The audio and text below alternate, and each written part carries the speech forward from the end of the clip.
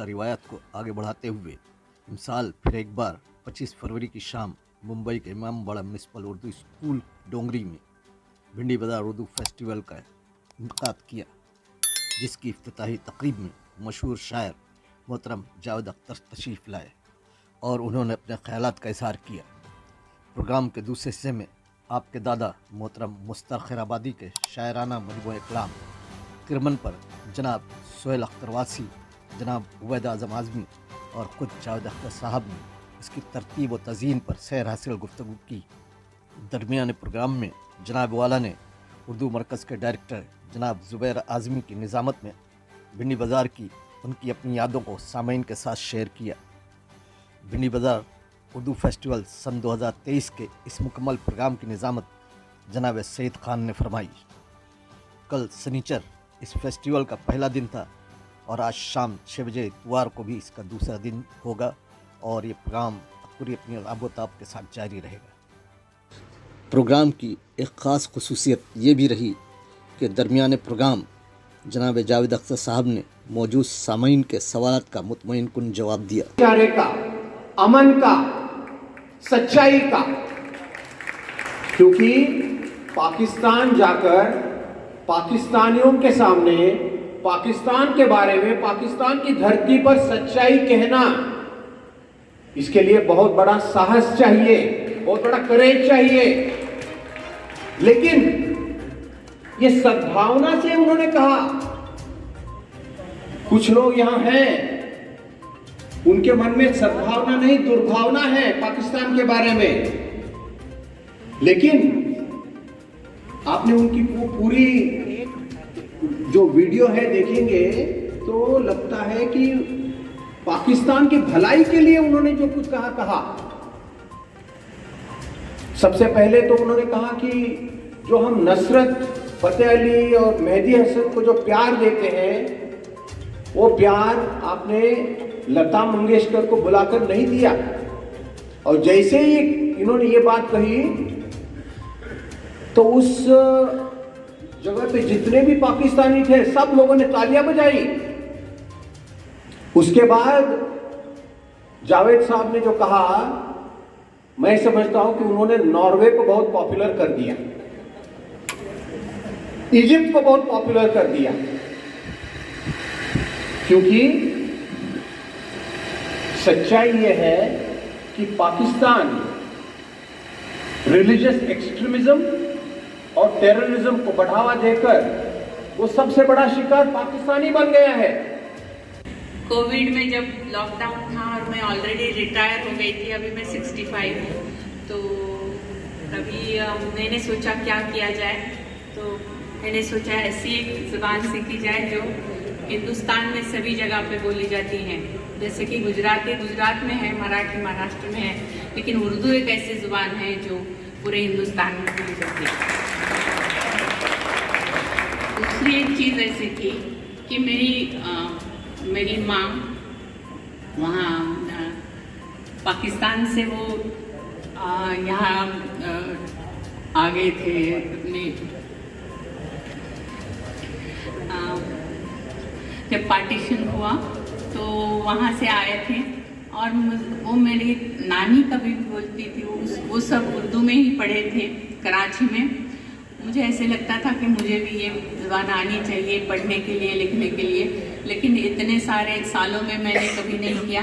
मैं डॉक्टर हूँ, मैं KM में मेडिकल कॉलेज में पढ़ाती थी और टाइम नहीं मिला था, ऐसे बोलना रॉन्ग होगा, लेकिन नहीं सीखी थी।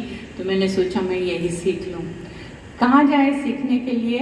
तो YouTube पे बहुत सारे लोग सिखाते हैं, बहुत अच्छे से सिखाते हैं, और कोई तो यानी कि कुछ कहाँ से भी हम सीख सकते हैं। इन द सेंस बहुत सारे लोग, वो इंडियन है, पाकिस्तानी हैं, कोई भी है, लेकिन बहुत अच्छे से सिखाते हैं।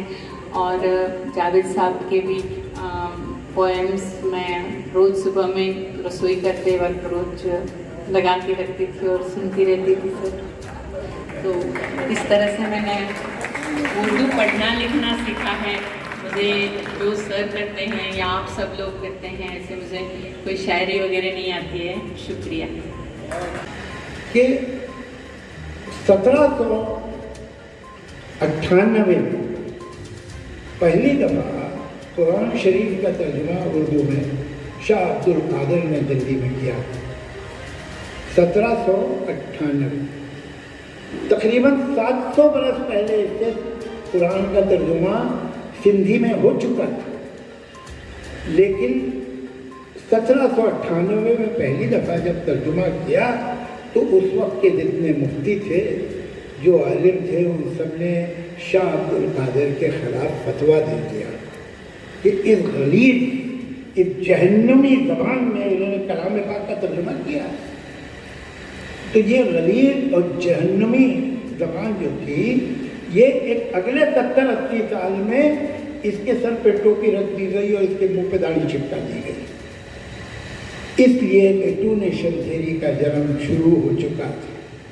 1857 के बाद खुसूसन उसकी स्पीड बढ़ी।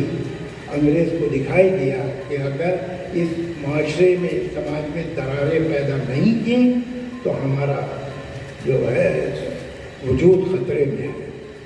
तो ये बड़े पैमाने पे किया गया। इधर उर्दू, वहाँ फोर्ट विलियम कॉलेज में लाला लल्लूलाल तैनात किए गए हिंदी को डेवलप करने में। कि हिंदी जो है वो हिंदुओं की ज़बान है, उर्दू मुसलमानों की, हिंदुओं की ज़बान है। तमिलनाडु के हिंदुओं की ज़बान हिंदी है, बंगाल के हिंदुओं की ज़बान हिंदी है? नहीं, इलाकों की होती है, मज़हब की कैसे हो सकती है? और यहाँ भी ये किया गया। और फिर मुस्लिम लीग ने फ़ौरन उसे ले लिया। वही ज़बान जो काफिरों की और मुल्हिदों की और जहन्नुमियों की ज़बान थी, उसे इन्होंने कहा था ये तो हमारी ज़बान है, और उसे हम जब पाकिस्तान बनाएंगे वहाँ की नेशनल लैंग्वेज बनाएंगे। और इसी नेशनल लैंग्वेज बनाने के चक्कर में 10 करोड़ पाकिस्तानियों ने 7 करोड़ पाकिस्तानियों को छोड़ दिया। ये कभी नहीं हुआ था।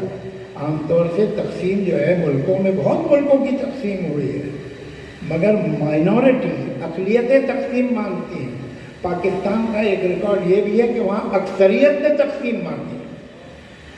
ये रिकॉर्ड टूटने वाला नहीं है। और तकसीम की जहाँ बहुत सारी इक़्तिसादी शिकायतें थीं, उसमें एक अहम शिकायत ज़बान भी थी। तो पहले तो ये ख्याल सबको दिल से निकाल देना चाहिए कि उर्दू मुसलमानों की ज़बान है, नहीं है। Urdu north east. मैं तरावी की नमाज़ पढ़कर निकला, जावेद साहब का फ़ोन आया, उसने भी कि आप कहाँ हैं? मैंने कहा वो तो बॉम्बे में। बोले कल क्या कर रहे हैं आप? क्या रोज़ा रखूँ और क्या करूँ? तो मैंने कहा कि आप फ्री हो तो कल आ जाए। तो जावेद साहब ने से मिला मैं, तो उन्होंने कुछ एक वो कपड़े में लिपटे हुए कुछ सफ़ात मंगवाए किशोर से, जो इनके मुलाजिम हैं, वो ले आए। लाल कपड़ों में लिपटा हुआ एक मुसव्वदा था। बाद में जावेद साहब से पता चला कि इनके दादा मुस्तफ़ा खैराबादी का वो मुसव्वदा है।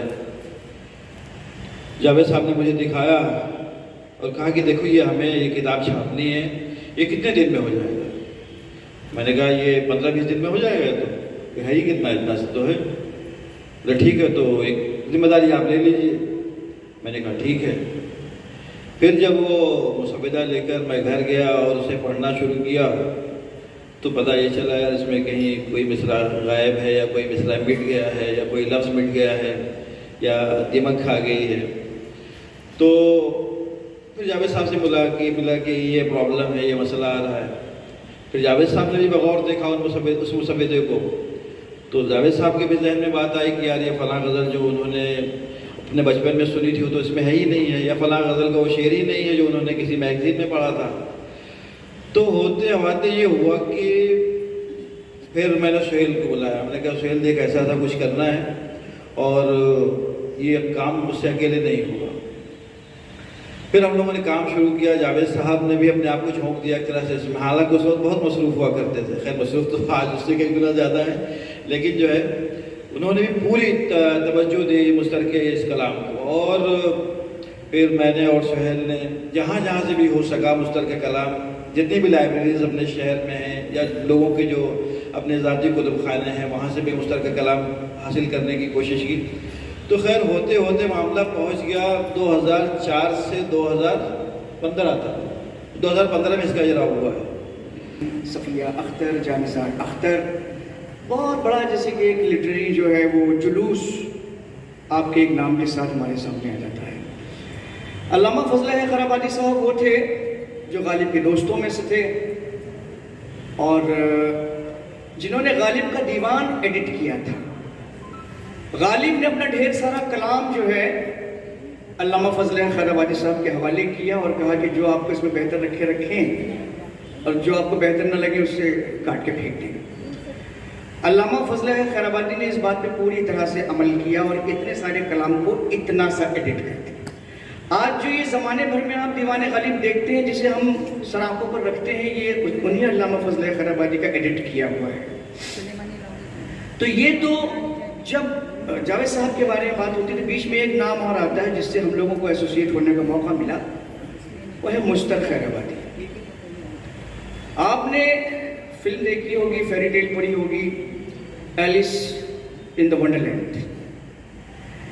ایک سفید خرگوش جو ہے اس کے پیچھے پیچھے بہکا کر کے اس لڑکی کو جو ایلس ہے وہ اسے ایک جگہ جنگل میں لیے چلا جا رہا ہے، اس کے پیچھے پیچھے ایلس جاتی ہے. ایک درخت کی چھوٹی سی کھو میں جو ہے یہ جو خرگوش ہے وہ داخل ہو جاتا ہے.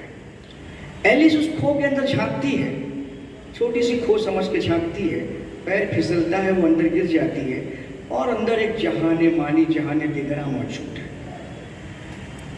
میں سمجھتا ہوں کہ ہم لوگ یہاں پر اس کہانی میں ایک نہیں بلکہ 2 ایلیسس تھے، عبید اعظمی اور میں. اور اس خرگوش کے بارے میں آپ کو کیا بتاؤں جو ہمیں اس کھو تک لے گئے تھے. اور جب ہم اس کے اندر داخل ہوئے تو خیال یہ تھا کہ چھوٹی سی کھو ہے، یہ جو خرمن آپ کے سامنے رکھا ہوا ہے یہ اتنا بڑا نہیں ہوا کرتا تھا. یہ میں سمجھتا ہوں کہ اس کا آدھا بھی نہیں رہا ہوگا. یہ 2000 صفحات پر مشتمل 5 والیومز میں یہ جو مشترکہ کلام اکٹھا کیا گیا ہے، یہ 10 سال کے عرصے میں کیا گیا. تمہارے چاہنے والوں کو بھی چاہوں، تمہیں چاہوں، تمہارے چاہنے والوں کو بھی چاہوں، میرا دل پھیر دو، مجھ سے یہ سودا ہو نہیں سکتا. اور وہ بہت مشہور مطلع سنا ہوگا آپ نے رفیع صاحب کی زبانی کہ اسیر پنجے عہد شباب کر کے مجھے، کہاں گیا میرا بچپن خراب کر کے مجھے. اس میں جو یہ شعر آتا ہے کہ میرے گناہ زیادہ ہیں یا تیری رحمت، کریم تو ہی بتا دے حساب کر کے مجھے. رنج کے ساتھی ہونا آرام کے تم، کام ہی جب نہیں آتے ہو تو کس کام کے تم. تو آگے بھی دیکھوں.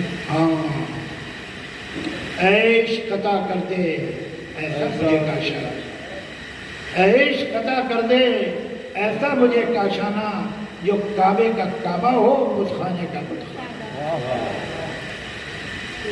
مرتا ہوں چلے آئیے اندھیر نہ کیجیے، جو یہ وقت ہے جلدی کا بہت دیر نہ کیجیے. مرتا ہوں چلے آئیے اندھیر نہ کیجیے، یہ وقت ہے جلدی کا بہت دیر نہ کیجیے. یا لیجیے یا چھوڑیے پیچھا میرے دل کا، یا لیجیے یا چھوڑیے پیچھا میرے دل کا، یہ جان کا سودا ہے الٹ پھیر نہ کیجیے. اب آپ یہ دیکھیں، برجستگی دیکھیں آپ، جو 100 سال 100 سال کے بعد بھی کم نہیں ہوئے. اور یہ ایسا لگتا ہے اسپونٹینیس کہ کوئی آدمی بات کرتا ہے جس پہ کہیں آپ کو نہیں لگتا کہ کرافٹ ہے، کسی طرح سے موڑ توڑ کے شعر بنایا گیا ہے. زبان کتنی کام کرے زبان. یہ خیر ہمارا اودھ کا اسکول جو رہا ہے اردو کا، وہ بہت پرشنائز نہیں رہا. اردو صاحب نے تو خیر حدی کر دی تھی. اردو لکھنوی صاحب تھے ایک شاعر، اسے کسی نے کہا جی اردو بغیر فارسی یا عربی لفظوں کے کیا، ان کا ہم دنیا کی کسی زبان کے بھی لفظ استعمال کریں، لیکن آپ اردو کو ان پہ ڈپینڈنٹ نہیں ہے. اور میں ایک کتاب لکھتا ہوں جس میں ایک لفظ بھی روٹڈ نہیں ہوگا فارسی یا عربی.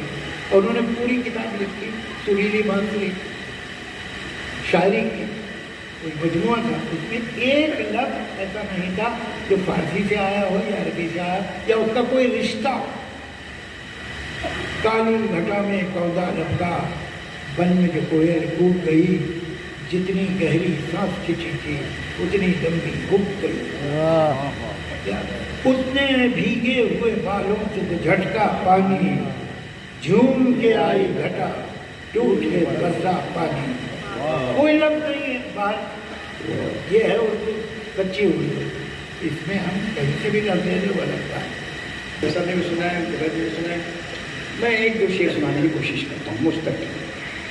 मेरा असल में बड़ा मसला ये है कि मुस्तक को, जैसा भी उबैद ने कहा कि दाद दहलवी से वो कम तर शायद नहीं मानते, मैं आपको पूरे दावे से कह सकता हूँ कि मुस्तक खैराबादी जो है दाद दहलवी से बहुत परेशान है, पूरी जिम्मेदारी से करें। और इस जिम्मेदारी की बुनियाद जो है ये वो रिसर्च वर्क है जो ये खिरमन की सूरत में आपके सामने रखा हुआ है।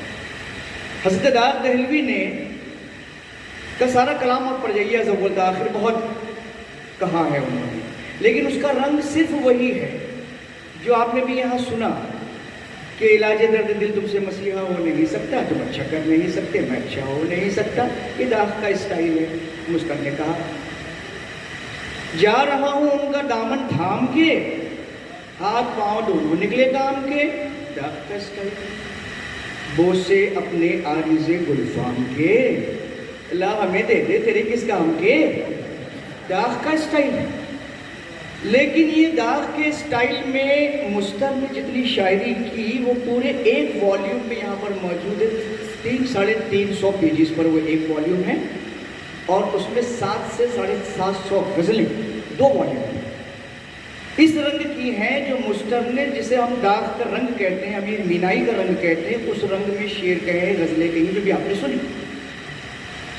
और इस क्वांटिटी में शेर वो कह चुके थे अपनी, मैं समझता हूँ कि 21 से 22 से 23 साल की उम्र में ये शख्स फारिग हो चुका था इस रंग की शायरी करके। बोसे अपने आरी से गुलफाम, ये शायरी। और जो बड़ा उछलता हुआ फड़कते हुए मिसरे होते हैं, शेर होते हैं, फौरन याद हो जाते हैं, दाग याद आते हैं, दाग दी जाती है। लेकिन मुस्तक का एक बहुत बड़ा मोतदबे हिस्सा वो है जिसमें मुस्तक ने दाग दहलवी की उस शायरी से बुलंद होकर शोखी और शंगी की उस रंग से और आगे ग्रेजुएट करते हुए, इवॉल्व करते हुए उसने शेर कहे, और वो बड़ी तादाद है इसमें।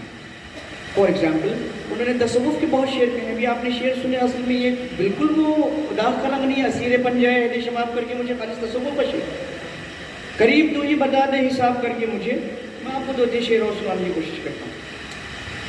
एक शेर जो मुझे बहुत पसंद है उनकी गज़ल का, वो है तेरी ज़ात वाहिद है बेदार मुतलक, ये पूरी गज़ल। और इस तरह की गज़लें तकरीबन, इस तरह की गज़लें जो आपने दाग के रंग में सुनी हैं उससे 2 गुना और 100 गुना होंगी, इतना बड़ा हिस्सा है। मंजूम भी है, नज़्म के फॉर्म में भी है और गज़ल के फॉर्म में भी है। कहते हैं कि